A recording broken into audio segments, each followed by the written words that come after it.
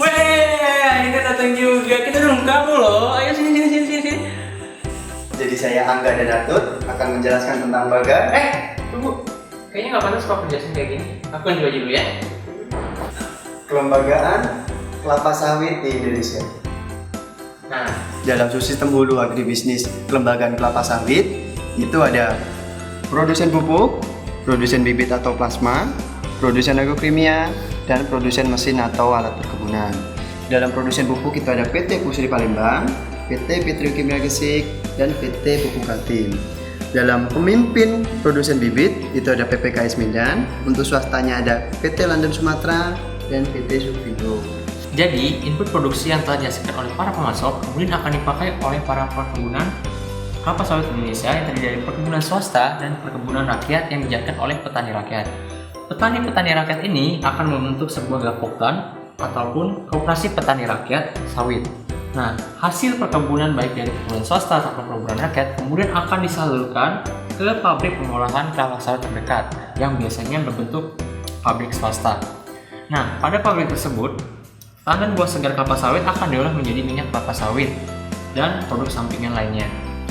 Hasil dari CPO atau minyak kelapa sawit kemudian dapat langsung dijual ke pedagang besar ataupun dipakai ke industri lainnya sebagai bahan baku untuk industri makanan, industri oleh kimia, ataupun bahan baku untuk energi alternatif pada industri yang bersangkutan. Nah, Kemudian produk jadi akan dipasarkan melalui pedagang besar, yaitu ada trading house, supermarket, agen-agen provinsi, dan ekspor impor.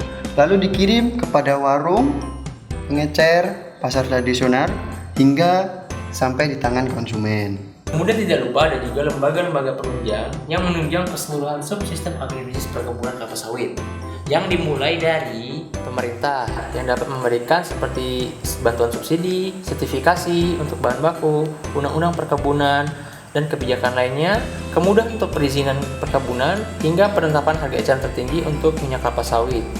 Kemudian ada juga lembaga pendidikan yang mendidik tenaga kerja siap latih, mendidik manajer untuk perkebunan kelapa sawit, hingga mendidik konsumen untuk mengetahui akan keamanan pangan yang akan mereka makan.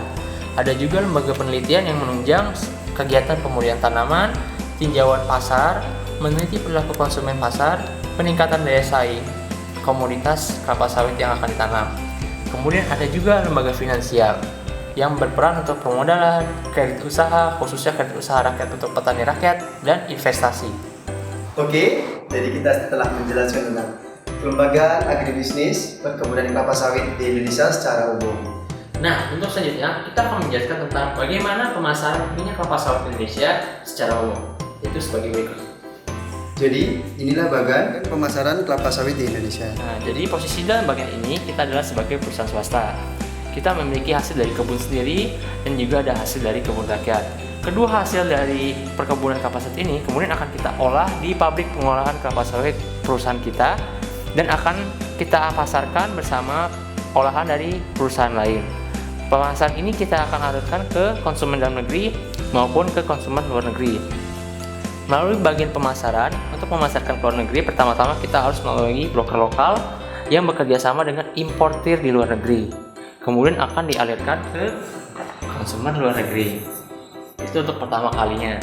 Namun setelah terjalin kerjasama, pada periode berikutnya, bagian pemasaran dari perusahaan kita ataupun perusahaan lain yang bekerja sama itu dapat langsung mengalirkannya ke importir luar negeri tanpa melalui broker lokal.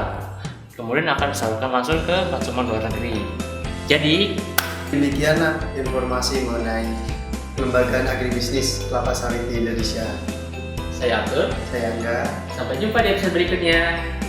Nggak akan terjadi. Terima kasih telah menonton video kami. Segala bagian yang telah kita jelaskan dalam video ini bersumber dari buku Panduan Lengkap Kelapa Sawit Manajemen Agribisnis Hulu hingga Hilir oleh Yung Pahat tahun 2013.